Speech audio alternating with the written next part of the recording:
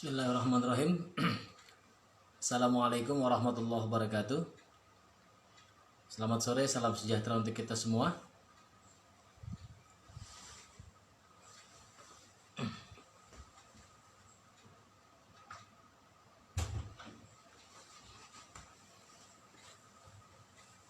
Teman-teman Cak Nurian, selamat sore.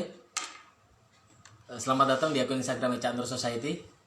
Sore ini kita akan berbincang satu tema yang sangat penting, yang sangat yang tengah menjadi perbincangan publik saat ini di Indonesia, yaitu soal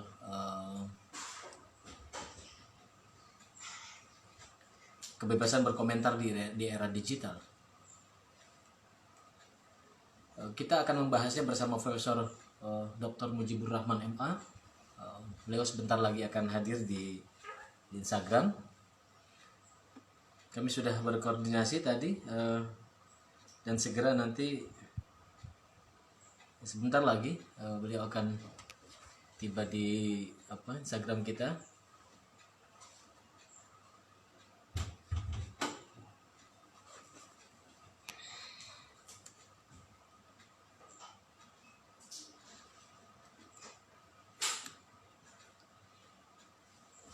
Saya masih menunggu Prof. Mujibur Rahman untuk masuk di Instagram kita. Barusan saya ngobrol-ngobrol dengan Prof. Mujib lewat WA. Mungkin sebentar lagi beliau akan tiba di Instagram.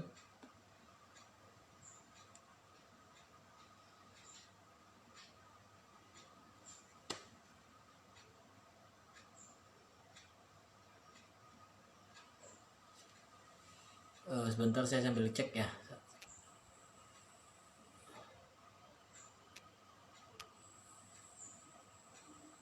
Oke, belum ada. Sebentar saya.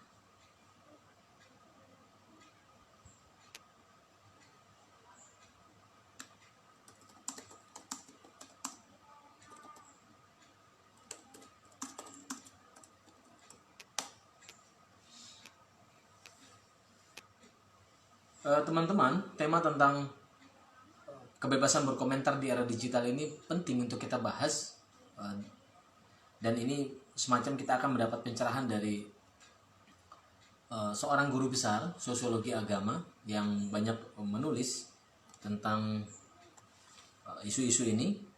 Beliau adalah guru besar sosiologi agama yang bicara tentang politik dan budaya lokal, kemudian juga agama generasi elektronik. Prof. Mujib juga menyoroti soal ini. Jadi saya kira kita akan membahas satu isu yang krusial bersama orang yang tepat, orang yang memang menggeluti masalah-masalah soal ini ya. Oke, Pak Mujib sudah hadir bersama kita. Sebentar lagi saya akan undang beliau. Cak Nur Society. Semoga tidak ada masalah dengan jaringan ini. Pak Mujib, apa kabar? Alhamdulillah baik. Assalamualaikum. Aduh, kita ini saya baru memang sengaja ini kita menggunakan platform Instagram seperti yang saya sampaikan sebelumnya ada Mbak Lis Markus Nasir, kemudian sebelumnya ada Mbak Musdah Mulia, kemudian Kak Alim bicara di live Instagram. Pertama, terima kasih sudah hadir di Instagram. Kita akan manfaatkan, kita punya waktu 1 jam, Pak Mujib. Ya. Jadi kita akan manfaatkan waktu ini. Saya kira kita mulai karena udah jam 4.03. Ya. Boleh ya? Boleh. Teman-teman, saya mohon izin kita mulai. Bismillahirrahmanirrahim. Assalamualaikum warahmatullahi wabarakatuh. Waalaikumsalam warahmatullahi wabarakatuh. Selamat sore, selamat datang di akun Instagram Cak Nur Society. Ini adalah akun resmi yang dikelola oleh NCMS, oleh Nurholis Masjid Society. Teman-teman sekalian, satu kebahagiaan buat kami karena kami sudah lama sekali tidak bertemu dengan Prof. Mujibur Rahman. Terakhir kami ada acara di Puncak di Gadok dengan Pusat Studi Islam dan Kenegaraan, dan akhirnya sore ini kita bisa bertemu di sini. Ini ya, pandemi kita bisa live Instagram. Jadi bincang satu topik yang saya kira sangat krusial, tetapi terutama di era-era sekarang, ketika kita berhadapan dengan kemajuan teknologi dan era digital. Nah, kita akan bicara, topik kita adalah tentang kebebasan berkomentar di era digital. Nah, sudah hadir di hadapan kita, bersama kita Profesor Mujibur Rahman MA.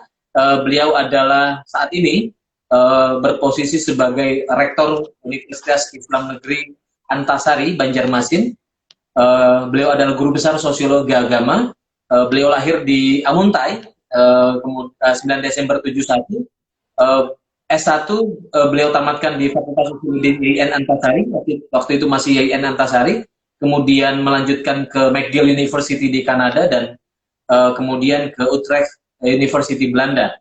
Nah, ada beberapa karya yang saya sebut saja beberapa. Pertama, misalnya Jalan Tengah, Renungan Politik dan Budaya di Era Ekstrim, itu diterbitkan di Yogyakarta tahun 2019. Kemudian ada Agama Generasi Elektronik di Yogyakarta, Pustaka Pelajar 2017.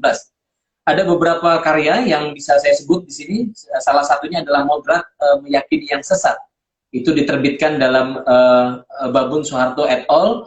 Moderasi Beragama dari Indonesia untuk Dunia. Pengalaman akademik internasional, pernah menjadi peneliti tamu di ISIN Belanda tahun 2007, kemudian di EHS Paris 2011, dan juga di KI TLV di Belanda 2015.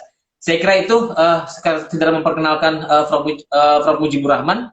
Sebelum masuk, saya ingin memberi sedikit konteksnya soal apa yang akan kita bahas pada sore hari ini. Bahwa kebebasan itu merupakan sesuatu yang prinsip di negeri yang menganut sistem demokrasi.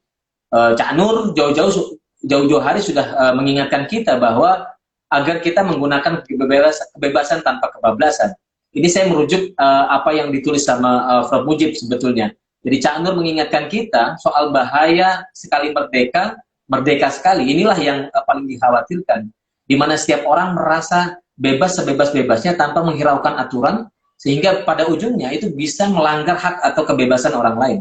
Nah, sebab kebebasan yang kebablasan, kata Cak Nur, akhirnya malah menimbulkan chaos, melahirkan otoritarianisme baru, dan satu sistem yang sebetulnya dikhawatirkan kembali di era di Indonesia. Nah, kebablasan ini kini makin tampak ketika orang-orang misalnya berunjuk rasa, kemudian meneriakkan kata-kata kasar, kata-kata kotor, dan kemudian terprovokasi untuk melakukan tindakan anarkis. Nah, inilah yang kemudian diperparah dengan situasi kita di media sosial, yang orang banyak sekali mendapatkan serangan-serangan, katakanlah kabar hoax, kemudian berita palsu dan sebagainya. Nah, ini akan kita perbincangkan pada sore hari ini tentang apa sih sebetulnya makna kebebasan di era digital. Bagaimana kita sebetulnya menggunakannya, karena orang saat ini kan dia dengan jari-jarinya, dengan sekedar men-forward atau apa, dia bebas melakukan itu, tapi kadang-kadang apa yang bisa menjadi pedoman, yang menjadi aturannya. Silakan Prof. Mujibur Rahman, saya kira sekitar 20 menit pertama mungkin kita bisa berdiskusi di sini, memberikan semacam pencerahan.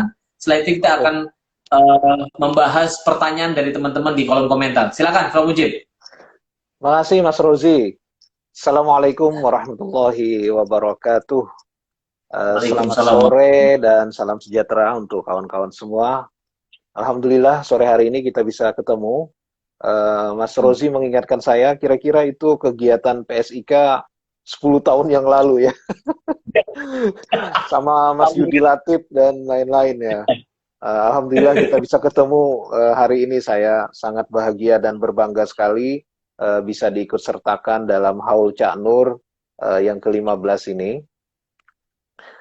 Saya kira akan menarik kalau kita membicarakannya dari sudut pandang bagaimana Cak Nur dulu melihat kebebasan berpendapat. Nanti kita kaitkan dengan perkembangan yang ada saat ini ya. Jadi yang pertama poinnya adalah Cak Nur itu menganggap bahwa kebebasan berpendapat itu merupakan unsur hakiki dari kemanusiaan kita. Jadi kalau tidak ada kebebasan di dalam diri manusia, maka hilanglah kemanusiaan kita. Itu yang beliau selalu tekankan ketika membicarakan misalnya manusia sebagai khalifah di muka bumi dalam pandangan Islam, ya. Jadi kebebasan berpendapat termasuk berkomentar tadi, nanti kalau kita ngomong di media sosial, ya itu termasuk unsur hakiki dari kemanusiaan kita. Bahkan ada yang mengatakan dengan mengutip Iqbal, kalau nggak salah saya tidak ingat Cak Nur atau Johan Effendi yang mengutip itu, dia mengatakan andai saja Adam itu tidak berbuat dosa dalam jannah itu, di surga itu, maka dia tidak benar-benar menjadi manusia karena dia tidak menggunakan kebebasannya. Nah, ini. Tetapi kemudian yang kedua, kebebasan itu tentu sebagai sebuah unsur hakiki dari manusia, dia bisa memilih yang baik dengan yang buruk, ya kan? Kemudian kebebasan itu memiliki keterbatasan-keterbatasan di sisi lain. Jadi apa yang disebut dengan takdir dalam hidup kita, ada hukum alam yang membatasi kita, ada hukum sejarah yang mengatur kehidupan yang disebut dengan sunnatullah. Nah, Cak Nur selalu berbicara soal itu juga ketika berbicara tentang kebebasan manusia. Nah, kemudian kebebasan itu penting bagi Cak Nur karena dia akan melahirkan dinamika dan kemajuan di dalam kehidupan kita, umat manusia ini. Karena dalam perbedaan pendapat akan terjadi interaksi, orang akan adu argumentasi, orang akan saling berbagi, kemudian di situ akan terjadilah dinamika dan progres juga, kemajuan di dalam kehidupan kita. Nah, karena itu Cak Nur itu dulu ketika ditanyakan apakah mau memilih persatuan atau perbedaan pendapat tapi membuat persatuan jadi terganggu, dia memilih perbedaan pendapat, kan begitu ya. Nah, di sini saya kira bisa kita pahami. Nah, tetapi dinamika itu tidak akan bisa tercapai dengan baik dan positif apabila tujuannya salah.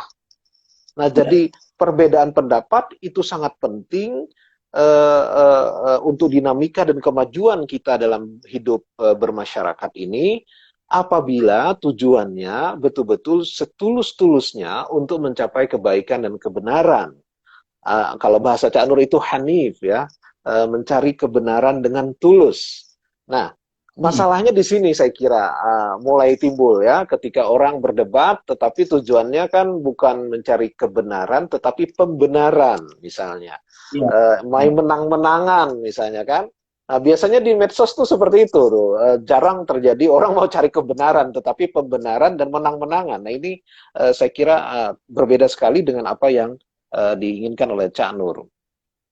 Selanjutnya perbedaan pendapat itu juga bagi Cak Nur adalah kerelaan hati kita untuk terbuka kepada informasi ataupun ide, gagasan yang datang dari manapun juga. Selama itu bermanfaat, selama itu baik. Ini yang beliau sebut dengan hikmah, ya, wisdom. Jadi al-hikmatu dhalatul mu'min. Dia selalu, hadis itu saya suka sekali. Saya beberapa kutip saya lihat dia kutip gitu. Hikmah itu adalah barang hilangnya orang mukmin gitu. Nah, jadi di sini dia ingin kita itu tidak hanya menutup diri kepada sumber-sumber tertentu saja, misalnya hanya kitab suci atau Al-Quran, hadis atau pendapat ulama, tetapi dari manapun kita harus mendengarkannya. Nah, ini saya kira sikap yang sangat penting dalam hal keterbukaan dan kebebasan berpendapat ini. Nah, lalu kemudian selanjutnya karena itu maka kita harus menghindari sikap main mutlak-mutlakan, hitam putih, ya, karena dengan keterbukaan dan tujuan kita ingin mencari yang baik dan benar itu, maka kita tidak mungkin mengatakan bahwa punya saya mutlak 100% benar gitu. Jadi Cak Nur selalu mengkritik pandangan all or nothing, semua atau tidak sama sekali, hitam atau putih, itu beliau tidak suka. Yang benar adalah bersedia untuk terus-menerus dikoreksi dan diperbaiki. Karena hidup selalu berubah, karena kita tidak pernah sempurna, maka di situ penting bagi kita untuk terbuka untuk koreksi. Nah, sekarang kita mulai masuk kepada yang dikatakan Mas Rozi tadi, ya. Ini ada beberapa poin. Poin yang terkait dengan itu adalah kebebasan berpendapat itu penting untuk keseimbangan. Nah, di sini saya kira Cak Nur itu melihat keseimbangan ini sebagai sesuatu yang sangat mendasar dalam kehidupan. Dia mengatakan bahwa keseimbangan itu adalah hukum kosmis, hukum semesta yang berlaku bagi diri kita, bagi alam lingkungan, bagi kehidupan sosial juga. Jadi misalnya kalau saya kurang istirahat, saya akan sakit. Nah, itu karena tidak ada keseimbangan. Nah, kalau masyarakat itu ada yang miskin, ada yang kaya, lalu yang kaya sedikit, yang miskin banyak, itu tidak keseimbangan. Masyarakat itu juga sakit. Ya seperti itu. Maka pendapat juga begitu. Kalau satu pendapat dominan, tidak ada pendapat lain yang mencoba mengoreksi, maka akan terjadi ketidakseimbangan. Nah, di sini Cak Nur biasanya mengatakan bahwa kita harus mau menerima oposisi dalam politik. Jadi dia sangat kritis soal ini kan. Dia khawatir sekali kalau pemerintahan itu tidak ada oposisi. Dia membedakan misalnya antara konsensus dengan musyawarah. Konsensus itu ya bahasa Orde Barunya dulu kebulatan tekad ya, kalau Orde Baru itu. Nah, tapi kalau musyawarah itu kata beliau musyawarah mufakat itu adalah ada di situ perbedaan pendapat.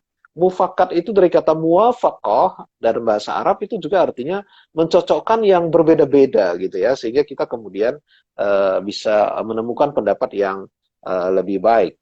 Nah, lalu seperti kata Mas Rozi tadi, karena keseimbangan itu penting, maka kebebasan seseorang dibatasi oleh kebebasan orang lain. Kebebasan tidak boleh semena-mena, semau-maunya saja. Kebebasan yang tidak ada batasannya, itu adalah kebebasan yang tidak bertanggung jawab dan menghancurkan kebebasan itu sendiri, karena dia menghancurkan keseimbangan. Nah, kebebasan yang seperti itu, yang tidak terkendali itu, akan melahirkan anarki, kekacauan.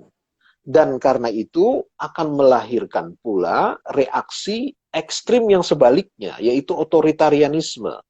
Jadi ini saya kira penting ya kita rasakan zaman sekarang ini. Kenapa misalnya di dunia saat ini, termasuk di Indonesia gitu, sepertinya ada keinginan untuk kembali mendapatkan pemimpin orang kuat, dalam tanda petik ya, orang kuat. Nah ini saya kira ada kegalauan seperti itu, karena orang mendapatkan tsunami informasi ini, bermacam-macam pendapat, segala macam itu, lalu membuat orang sepertinya ingin sesuatu pegangan gitu ya, sesuatu yang kokoh gitu. Akhirnya orang lalu ingin lari dari kebebasan, istilahnya escape from freedom gitu ya, lari dari kebebasan itu untuk mendapatkan seorang pemimpin yang otoriter, dan ini sangat saya kira sangat berbahaya, dan ini yang tadi disebut oleh saudara Rozi, yang dikatakan oleh Cak Nur dengan cerdas sekali. Kalau dulu orang bilang sekali merdeka tetap merdeka, sekarang ini bangsa Indonesia menjadi sekali merdeka, merdeka sekali. Ya, itu menjadi ungkapan Cak Nur yang sangat menarik. Nah, karena itu yang terakhir saya kira poinnya ini semuanya sifatnya normatif. Mungkin nanti saya bisa menyinggung yang faktual juga ya sedikit ya. Ya boleh. Jadi begini, Cak Nur itu kemudian mengingatkan bahwa demokrasi itu harus ada keseimbangan antara kebebasan di satu pihak dan penegakan hukum di sisi lain. Jadi ini dua hal harus berjalan dengan baik. Tanpa penegakan hukum, ketertiban hukum, kebebasan akan melahirkan anarki.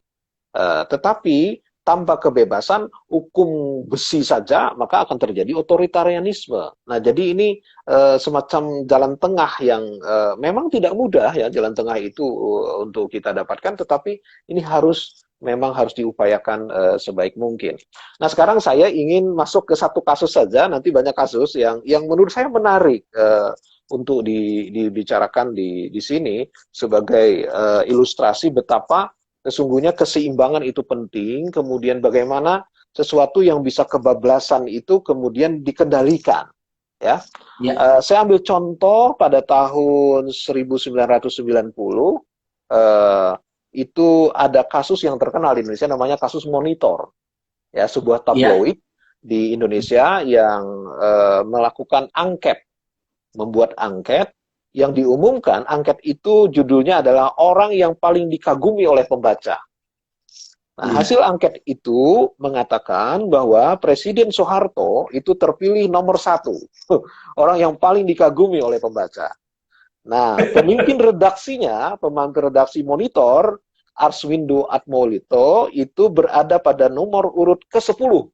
Nah, dan satu tingkat di bawah Arswindo itu adalah nomor 11 Nabi Muhammad. Nah, ini kemudian setelah ini terbit, heboh ya. Mungkin Mas Rozi ingat di Jakarta bagaimana waktu itu ada demo juga, ada pengerusakan kantor Monitor, kemudian ada demonstrasi menuntut agar Arswindo ini dihukum. Lalu dia meminta maaf di televisi juga, dia meminta maaf Arswindo ini. Nah, yang menarik di sini adalah bagaimana Cak Nur merespon ini yang sangat keras, kemudian bagaimana Gus Dur mengimbanginya.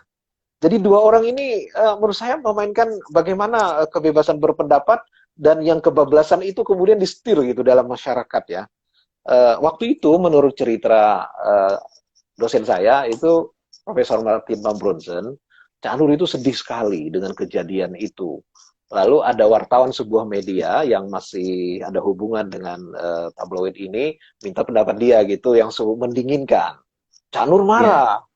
Karena dia bilang kalian ini mau memampatkan saya, padahal kalian yang bikin apinya gitu kan. Beliau marah. Nah, dia kemudian ngomong di Tempo begini kalimatnya nih.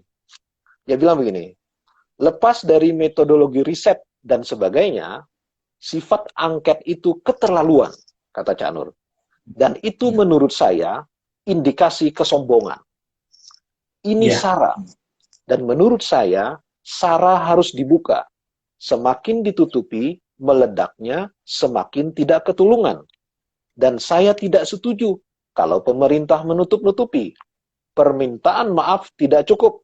Saya tidak melihat Arswendo pribadi, tetapi melihat suatu mekanisme di belakangnya, yang intinya adalah kesombongan, keangkuhan, ketidakpedulian, ketidaksensitifan, dan sebagainya.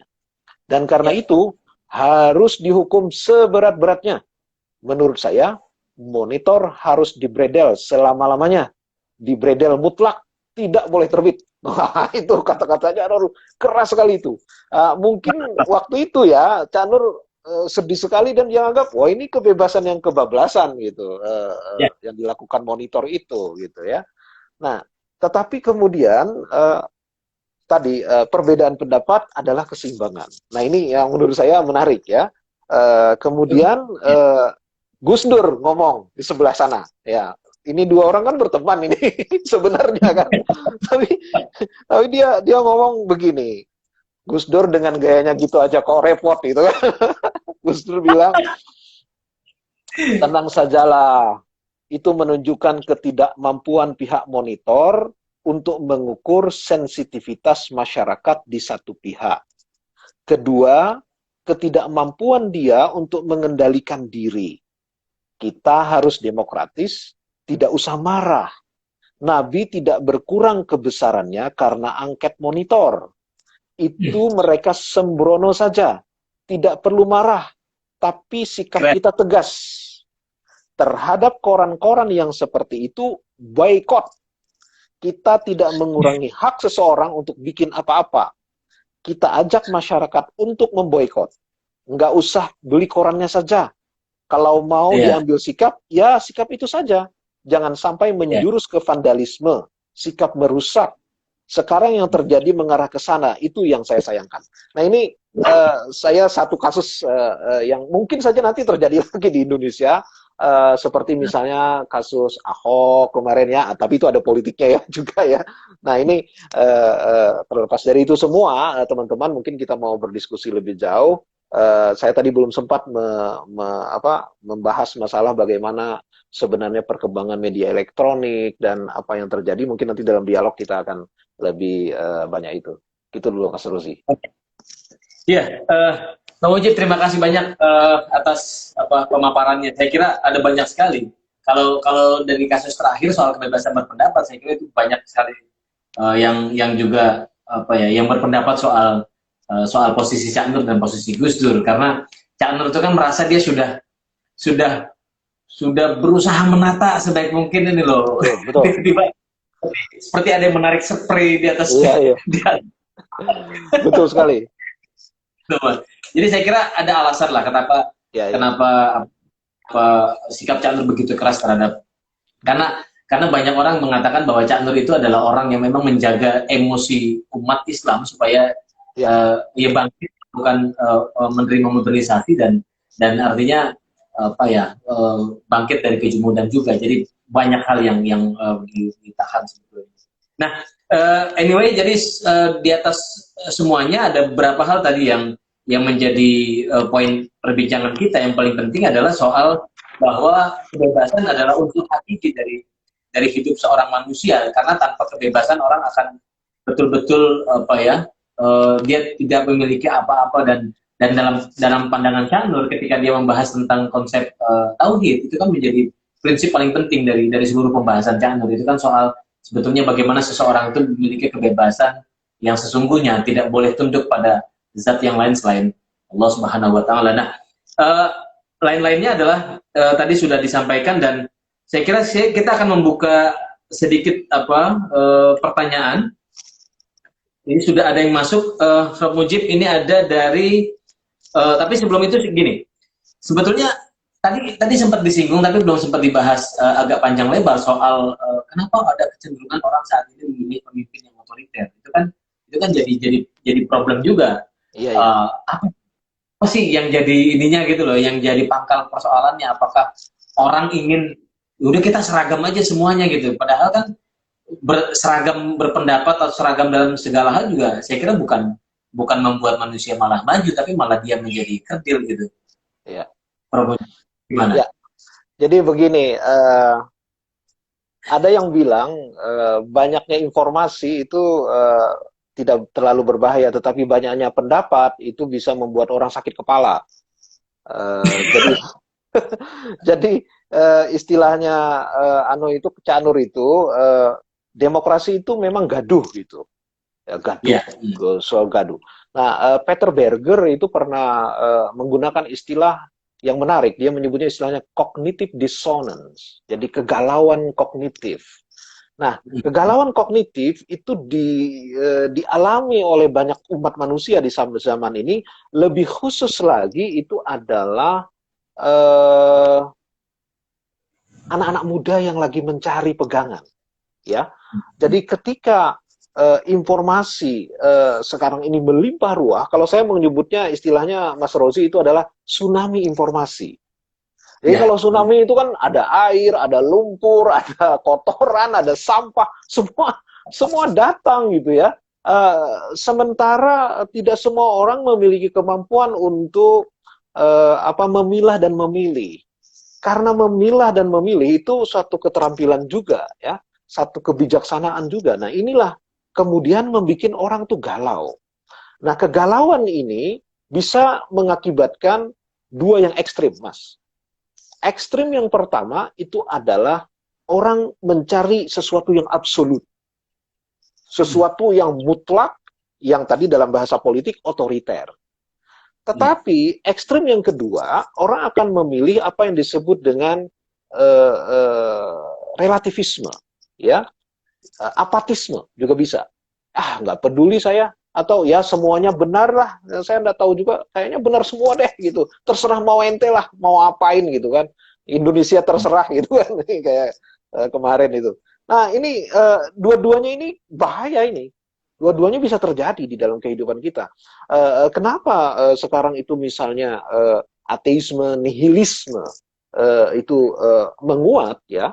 Di sisi lain juga fundamentalisme, kekerasan atas nama agama atau bukan, kemudian paham-paham yang bersifat absolut juga semakin tinggi. Saya kira antara lainnya sebabnya karena cognitive dissonance itu.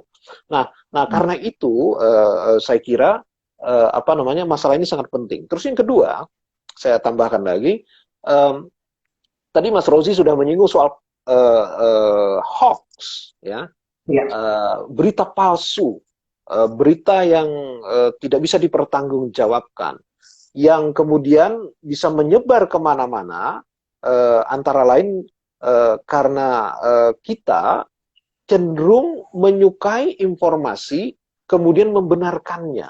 Artinya kita suka mendengarkan atau membaca sesuatu yang sesuai dengan selera kita tanpa ingin membuktikan bahwa itu benar atau tidak. Ini yang istilahnya disebut sekarang post-truth, ya. Post-truth gitu, pasca kebenaran.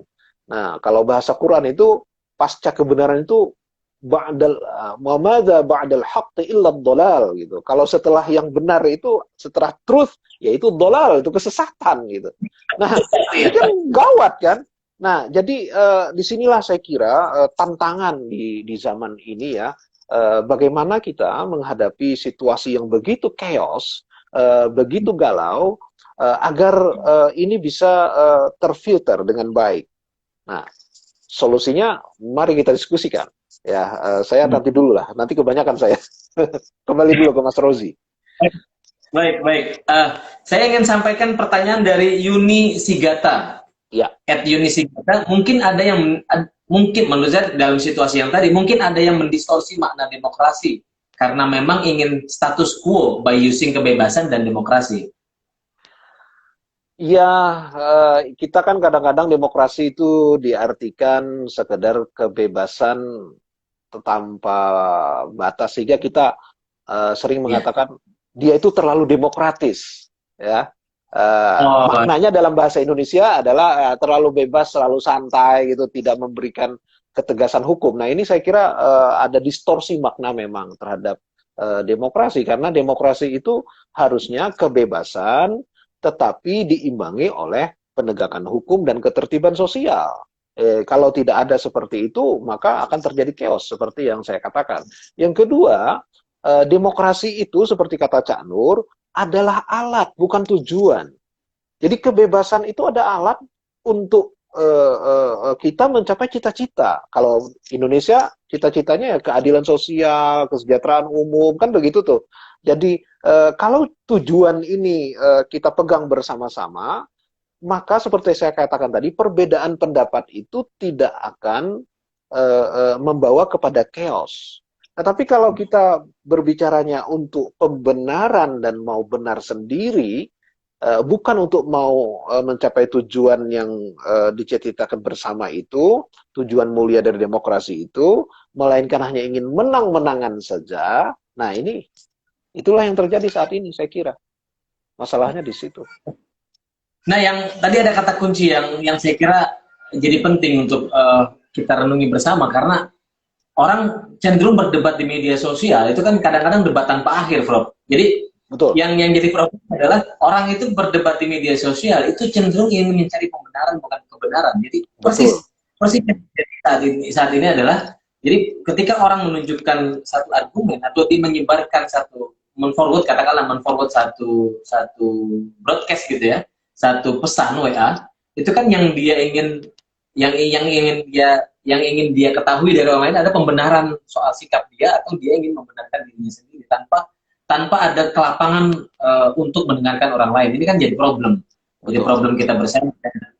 Dan saya nggak tahu itu bagaimana caranya Prof. Mujib menumbuhkan apakah literasi digital atau apakah akademisi, bagaimana posisinya, tokoh masyarakat atau para asatid, katakan begitu. Ya, jadi yang pertama dulu, kalau hemat saya, baik di Indonesia atau di seluruh dunia, rusaknya media sosial ini antara lain karena intervensi kepentingan-kepentingan politik. Jadi itu dosanya buzzer-buzzer itu besar itu. Karena dia bikin panas orang-orang yang nggak tahu kan, nah, jadi ikut-ikut gitu kan. Padahal sana ketawa, sini ketawa dapat duit gitu. Nah ini saya kira yang pertama itu dulu nih. Ini gimana buzzer ini hukumnya gitu? Harus ada aturan ini, nggak boleh sembarangan ini. Kalau kita biarkan terus, dunia ini akan kacau gitu. Mestinya harus ada norma-norma yang mengatur sehingga orang tidak boleh membuat kepalsuan-kepalsuan seperti itu.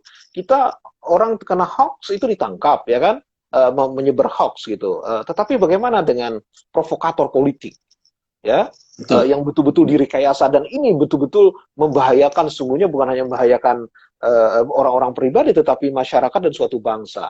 Nah, saya pikir ini harus ada sikap dari para pemegang otoritas ya, secara hukum menurut saya harus dibicarakan ini. Gimana sih hukumnya buzzer-buzzer itu? Bagaimana kalau ada pertarungan politik, jangan sampai ini merusak masyarakat.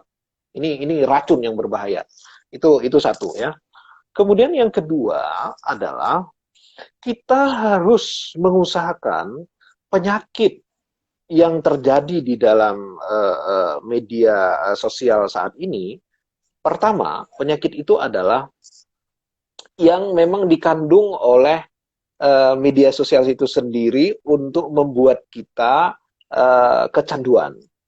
Jadi orang yang bikin Facebook, yang bikin Instagram, yang bikin semacam itu orang-orang pinter. Mereka bukan hanya ahli IT, tapi tahu psikologi. Misalnya setiap orang tuh suka dipuji, setiap orang tuh ingin aktualisasi diri, ya kan? Nah, semakin banyak like, semakin senang.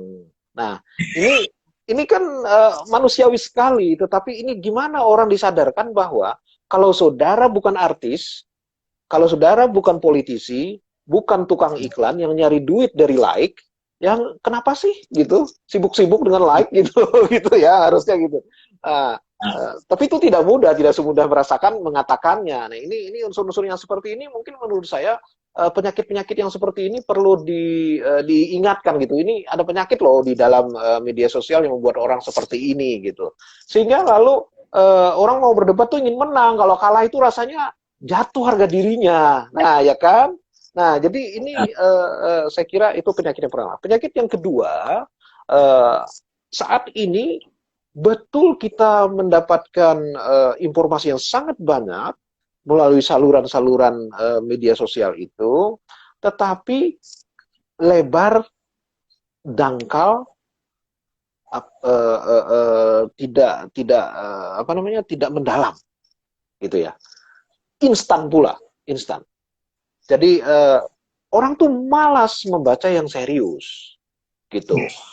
Contohnya, saya pernah menulis dalam kolom saya kan rutin nulis kolom sekarang Mas Rudi, 11 tahun udah nih. Saya bilang menulis di era sekarang ini itu seperti melempar batu kerikil di tengah danau yang luas gitu, ya. Ada riak-riak dikit gitu, setelah itu hilang. Gitu. Atau bahkan seperti kita menabur garam gitu di laut gitu, nggak ada artinya gitu. Saking banyaknya yang masuk gitu ya, informasi setiap saat. Nah, maka pada saat seperti ini saya kira kaum cendekiawan, para wartawan, siapa yang memproduksi informasi, orang-orang yang memproduksi informasi yang memiliki kepercayaan publik itu harus juga memberikan pendidikan kepada publik. Jadi kita jangan sampai ikut terlena dengan semua ini gitu ya. Kalau bahwa fungsi dulu orang bilang fungsi media itu adalah satu, memberikan informasi, dua memberikan hiburan, yang ketiga adalah memberikan pendidikan. Nah, aspek yang ketiga ini saya kira kedalaman, itu bagaimana caranya? Saya berikan contoh yang baru-baru tadi.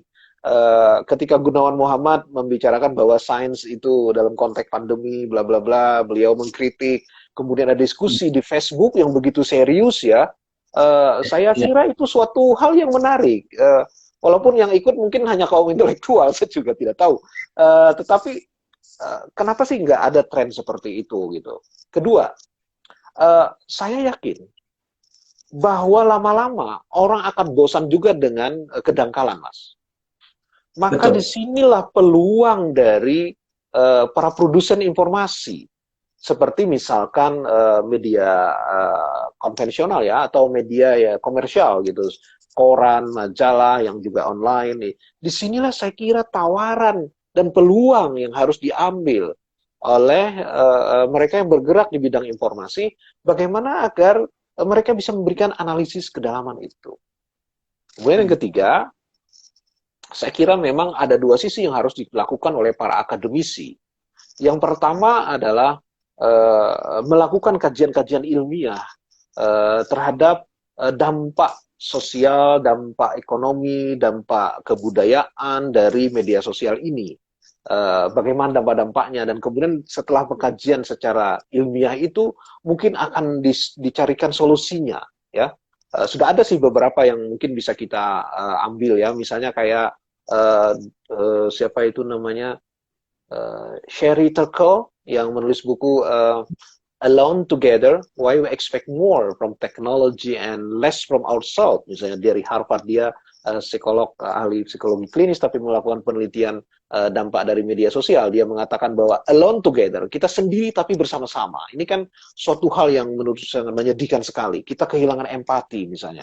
Nah dengan ini maka ada terapi gitu loh. Ada langkah-langkah gimana sih kita harus mengembalikan itu gitu. Nah tapi yang kedua, ini tantangan bagi para tokoh masyarakat, pemegang otoritas ya, otoritas keilmuan dan sebagainya. Saya pikir mereka memang harus terjun ke lapangan ya. Seperti para Madinah membuat talk show seperti ini, dan ya kampus-kampus juga bisa melakukan itu, lembaga-lembaga keagamaan atau sosial. Intinya adalah kita tidak boleh membiarkan ruang publik sedemikian rupa tanpa adanya intervensi dari kita. Jadi maksud kita itu yang punya concern gitu ya. Kita harus punya concern dan kita intervensi ke situ. Maaf ya kalau kepanjangan. Nggak apa, Prof. Mujib. Ini saya jadi ingat perbincangan dengan beberapa teman soal pentingnya pendidikan publik tadi disampaikan sama Prof. Mujib. Itu pendidikan publik itu salah satunya bisa dimainkan sebetulnya oleh media. Nah, media ini kan sebetulnya menjadi problem yang seharusnya memberikan pendidikan publik terhadap masyarakat, itu kan malah bermain di atas di atas riak-riak tadi, ya itulah problem kericuhan segala macam. Jadi saya membayangkan bahwa kalau kita punya modal sosial, katakanlah kita bicara tentang di Kalimantan atau dikatakanlah di Bali. Bali itu kan punya kelebihan wisata yang sangat bagus. Nah, kalau media itu memainkan menarasikan Bali itu dengan begitu baik, artinya orang kan akan datang ke pulau itu.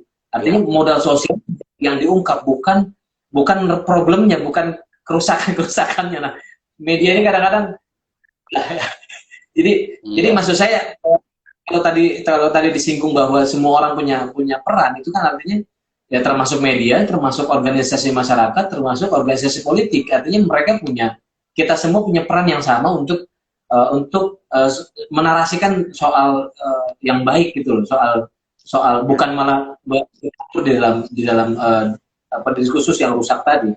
Nah, saya ingin ada satu lagi yang dari teman di Nurholis Masjid Society, ada Gus Win. Beliau tanya bahwa bagaimana pendapat Prof. Mujibur Rahman terkait proses dialektika di media sosial yang miskin argumentasi. Ya memang kering lah kalau di media itu. Iya. Ya, jadi terima kasih Mas Guswin, lama nggak ketemu nih. Ya. Iya.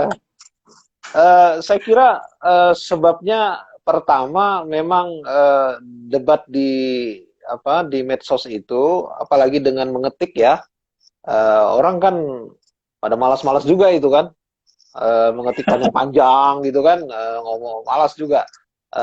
Apalagi di HP gitu, itu juga satu yang sangat teknis ya. Tapi yang kedua saya kira memang niatnya itu tidak seperti yang dikatakan Cak Nur tadi ya. Niatnya itu kan izharul haq gitu, menampakkan kebenaran ya. Hanif, setulus-tulusnya ingin mendapatkan kebenaran kan Cak Nur selalu mengingatkan itu. Nah, jadi kita nih, saya kira kekacauan apapun memang terjadi itu akibat ketiadaan tujuan yang jelas.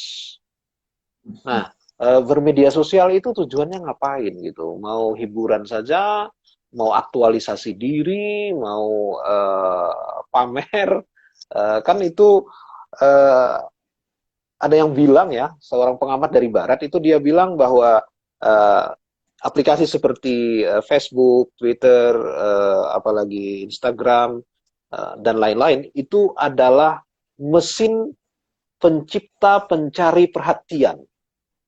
Iya. Jadi orangnya pengen perhatian saja gitu. Jadi gimana perdebatannya jadi mau serius gitu kan?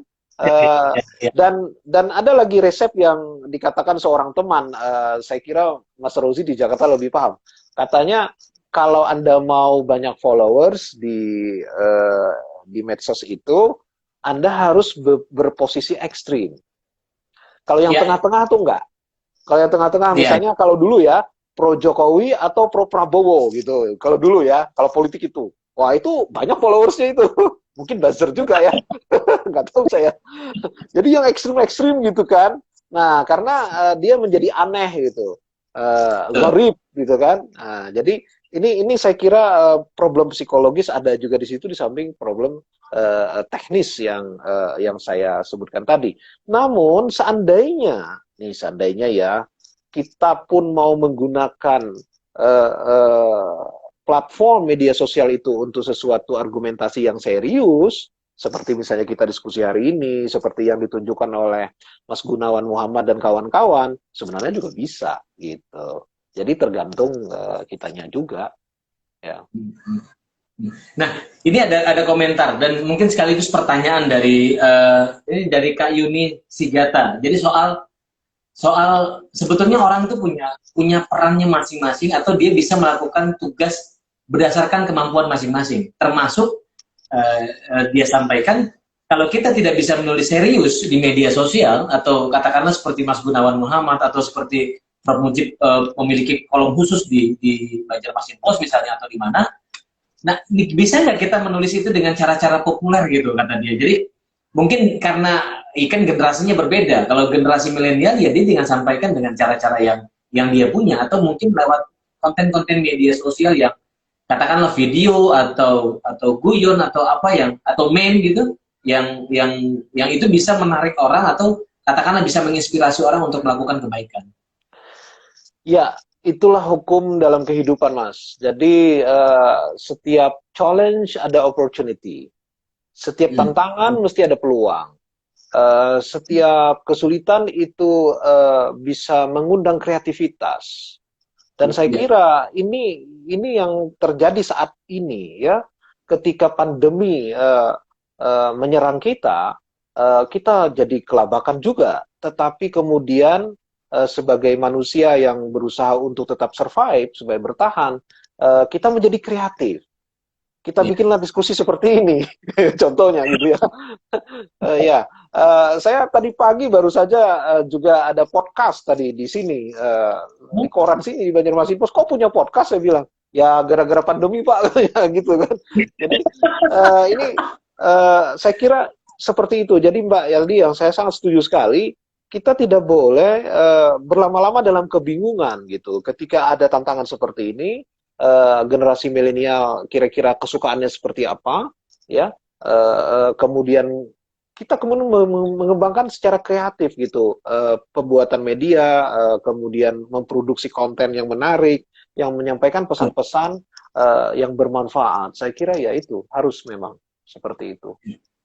Atau mungkin gini juga ya, saya sekedar berbagi aja, Prof Mujib. Jadi saya bicara dengan misalnya dengan salah satu orang dari anak orang ternama, saya bilang kita itu punya tugas masing-masing, Mbak atau Kak gitu. Karena kalau Anda adalah anak seorang pejabat atau mantan pejabat, itu kan Anda punya otoritas dan katakanlah dia punya follower yang banyak. Ya. Nah, kalau dia bicara, itu kan artinya dia akan mempengaruhi banyak orang. Prof Mujib sebagai jika bicara itu kan atau menulis itu kan pasti mempengaruhi banyak orang. Nah, maksud saya dengan otoritas yang kita punya itulah kita bisa menyampaikan kebaikan. Dan dengan begitu orang akan banyak yang bisa terpengaruh dari apa yang kita sampaikan. Nah itu yang kadang-kadang orang lupa di media sosial itu kan banyak orang yang mengeluh bahwa orang-orang ternama atau katakanlah orang-orang hebat itu nggak mau terjun ke media sosial karena ya itu tadi media sosial itu kan udah terlanjur ruwet sendiri. Jadi ya, tapi maksudnya Iya, otoritas yang seseorang punya dengan katakanlah dia kiai gitu, dia iya, iya, ustadz iya. atau atau dia tokoh pemuda, itu kan dia bisa bisa menyampaikan sesuatu di media sosial atau di lingkungannya dengan begitu banyak orang yang bisa bisa ikut gitu loh dia. Jadi begini Mas, problemnya ada di situ juga. Uh, di saat ini, di zaman seperti ini, ketika media sosial itu membuka ruang yang terbuka kepada siapapun, maka dia menjadi sangat egaliter. Ketika dia sangat egaliter, maka yang terjadi adalah ancaman terhadap otoritas. Maka Iya. pada saat ini yang terjadi di sekitar kita di media sosial itu fragmentasi otoritas yang sangat parah. Jadi otoritas itu terbelah-belah. Ya, saya berikan contoh yang paling nyata dialami di seluruh Indonesia selama masa pandemi. Ya, misalnya wajib melaksanakan protokol kesehatan. Sholat Jumat tidak diwajibkan dulu ya, di awal ya, tidak perlu ke Iya. masjid, ya kan? Itu fatwa Majelis Ulama, pemerintah, ya. Tapi ada lagi ustadz yang lain bilang, oh enggak kita sholat Jumat wajib. Gimana coba? Akhirnya ada yang ke masjid, ada yang enggak, ya kan?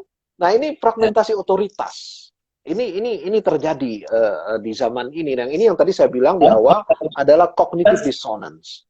Ya, kalau Menjadi bicara orang mematuhi fatwa dari MUI katakan begitu ya. ya Karena dengan pemahaman ilmu dan sebagainya macam betul, dan soal tanggung jawab juga gitu. betul. Dan juga pemerintah kan otoritas juga, ya kan? Betul. Nah, tapi faktanya tidak semua didengarkan dan itu tidak hanya terjadi di Indonesia ya. Kita bisa lihat di berbagai negara kecuali negara otoriter seperti Cina. Kalau ini betul-betul terjadi di mana-mana. Nah, maka saya kembali kepada Cak Nur ya, sangat menarik. Cak Nur bilang pada masyarakat yang demokratis yang maju itu tidak ada lagi pemimpin sebagai bapak. Oh, oke. Godfather. Tidak ada Godfather. Yang ada apa? Primus inter pares. Dia selalu menggunakan bahasa itu. Sebenarnya itu bahasa tentang paus ya. Vatikan itu dia adalah yang terutama di antara yang utama.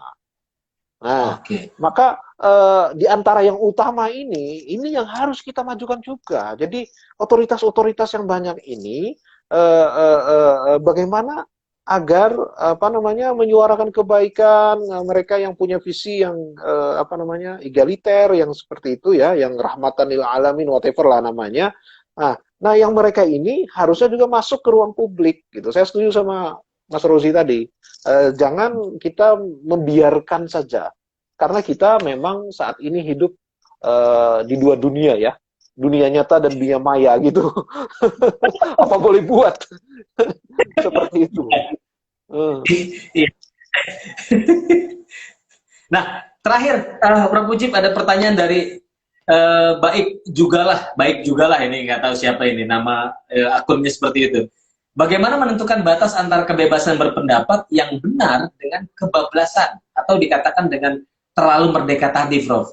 Ya, itu memang tidak mudah membuat definisinya, harus kita akui.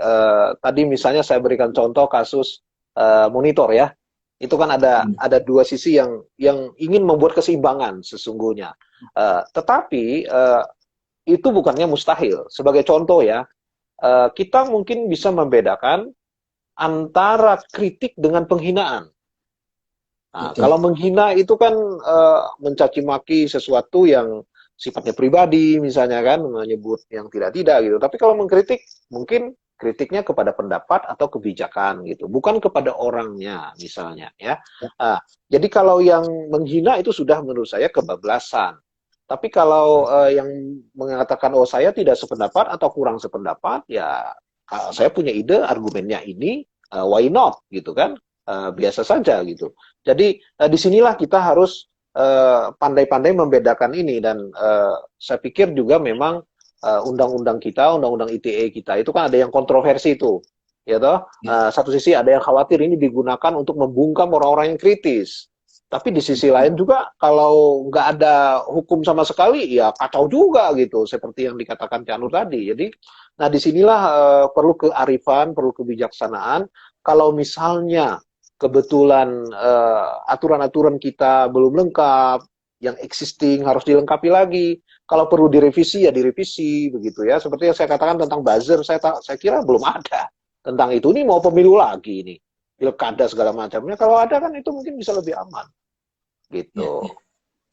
Memang problematis ini karena batas antara kritik dengan menghina ini kadang-kadang tipis sekali, Prof. Mujib.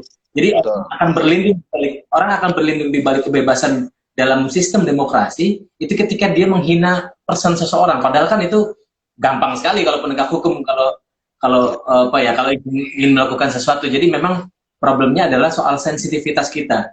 Jadi kalau Cak Nur itu kan kalau berapa orang itu sampaikan bahwa jadi kalau kita memang tidak mau diperlakukan seperti itu, ya kita jangan melakukan seperti itu. Itu kan prinsip golden rule-nya kan seperti itu. Betul, ya. Nah, akhirnya kan kembali kepada etik ya, dimensi etik. Nah, inilah saya kira kembali ke situ. Jadi pendidikan akhlak, pendidikan etika itu begitu penting saat ini gitu.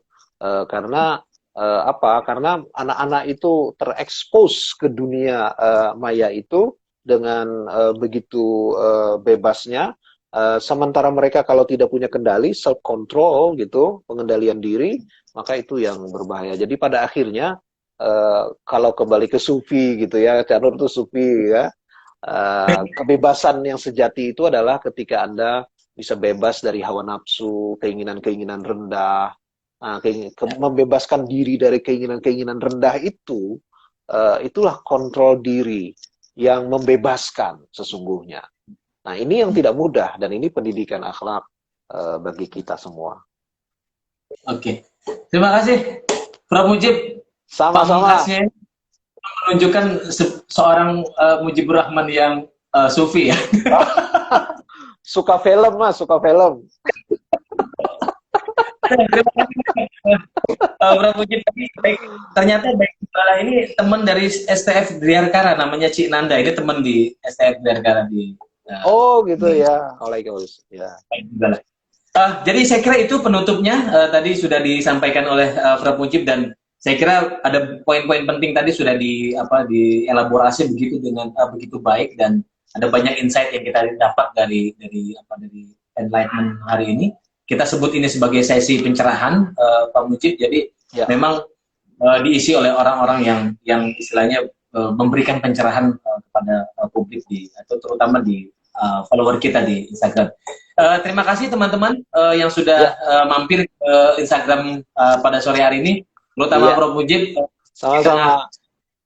Terima kasih banyak dan saya ucapkan selamat tahun baru untuk Prof. Mujib dan teman-teman sekalian. Dan kita akan kembali lagi besok jam 4 sore dalam talkshow Humanisme Cak Nur bersama teman kita Mabrur Inwar, seorang dosen di Universitas Mustopo Beragama. Saya kira itu yang bisa saya sampaikan. Kita kembali besok sore hari. Assalamualaikum warahmatullahi wabarakatuh. Waalaikumsalam warahmatullahi wabarakatuh. Salam untuk semuanya.